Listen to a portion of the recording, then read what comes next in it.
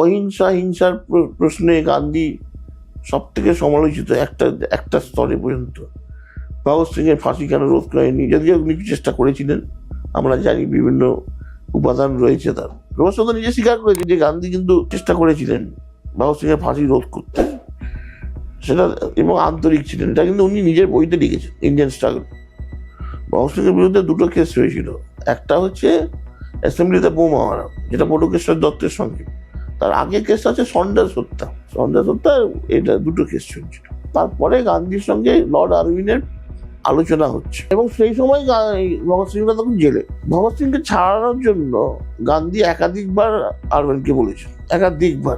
আরউইনও কিন্তু বলেছেন যে আমার কাছে প্রচুর চিঠি আসছে, লোকে এই চাচ্ছে যে আমি ক্লেমেন্সি দিই, আমি বিষয়টা আরো চিন্তা ভাবনা করে দেখবো, কিন্তু এখনই আমার উপর চাপ দেওয়া উচিত না। এবং আরউইনও মোটামুটি রাজি ছিলেন, ব্যাপারটাতে দুর্বল ছিলেন এই বিষয়টা।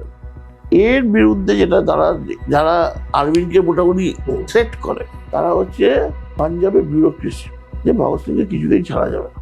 কারণ ওই ভগৎ সিংদের গ্রেপ্তারের পর যখন কেস চলছে, তখন হঠাৎ ওই 28-29 থেকে 29-30 এই সময়টা গোটা পাঞ্জাবে ভয়ঙ্করভাবে বৈপ্লবিক আন্দোলন শুরু হয়েছে। এবং বীণা দাস যেরকম এখানে কনভোকেশনে ঢুকে গিয়ে গুলি চালিয়ে দিয়েছিলেন না ভাইস চ্যান্সেলর, ওখানেও